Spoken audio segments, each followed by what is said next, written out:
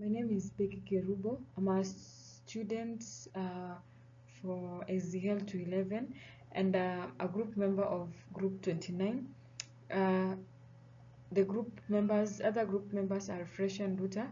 We have Sylvia Charger, Faith Chepto, and Christine Mkangula. We are 5 of us plus I. So in our group, we're going to discuss on the application of synaptic transmission. And in the application of synaptic transmission, we narrowed it down first by starting with the meaning of synaptic transmission, whereby we found that synaptic transmission is a process through which nerve impulses are being transmitted from one neuron to another across a synapse using chemical messengers called neurotransmitters. And as we have seen, we also have this picture here that is going to tell us more about this. In this video and this picture, we are seeing that the nerve impulses are being transmitted from one neuron to another using these neurotransmitters, of which this calcium here. The calcium is one of the neurotransmitters that is being used to transmit the nerve impulse from one neuron to another. Then we went to look at the applications now of this synaptic transmission. Having looked at the meaning of a synaptic transmission, we are seeing that number one, it helps in the diagnosis and research in neuroscience. So having enough knowledge of the synaptic mechanisms, it helps in diagnosing and researching brain disorders. So techniques such as functional MRI measure brain activity, which reflects underlying synaptic transmission. So research into synaptic function also provides insight into neurodegenerative diseases like multiple sclerosis. Second point is development of psychoactive drugs. Some substances act by alerting synaptic transmission. Substances like caffeine, nicotine, alcohol, and cocaine. For example, when you look at caffeine, blocks the adenosine receptors, increasing alert. Also, cocaine prevent the reuptake of dopamine, creating feeling of pleasure. The third point is pain management and anesthesia. Painkillers and anesthesia function by alerting or interfering with the synaptic transmission. For example, the local anesthesia like lidocaine blocks transmission of nerve impulses by preventing neurotransmitter release or the sodium channel activation. This stops pain signals from reaching the brain during surgery.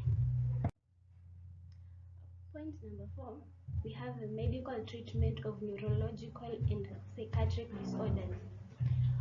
With deep understanding of synaptic transmission has enabled scientists to manufacture drugs that treat conditions affecting a nervous system. For example, depression, which is a psychiatric disorder, is treated with antidepressants. For example, the SSRIs that increases serotonin levels at the synapse. Also, another application for synaptic transmission is inspiration for artificial neural networks. In the field of AI, especially machine learning and deep learning, was inspired by how the brain's neurons transmit signals through synapses. Biologically, neurons receive signals from other through synapses, processes them and sends an output message. Some knowledge applied in AI development.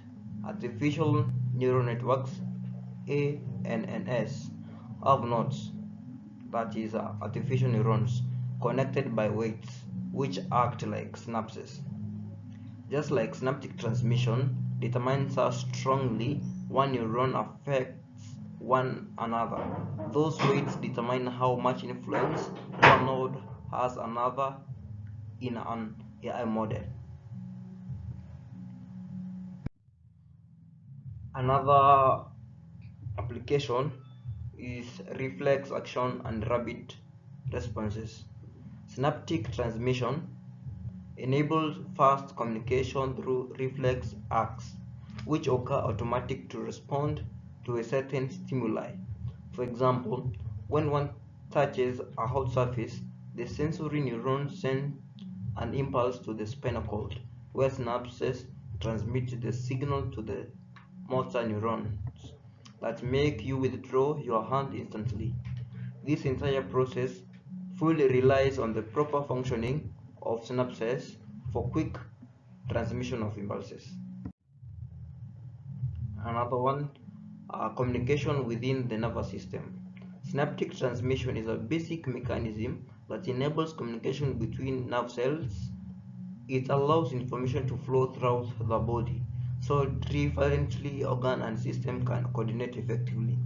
For example, sensory organs transmit signals from the sense organs to the brain, while motor neurons send impulses from the brain to the muscles to produce movement. Without synaptic transmission, activities like the body coordination, reflexes, and control of voluntary and involuntary activities will be impossible.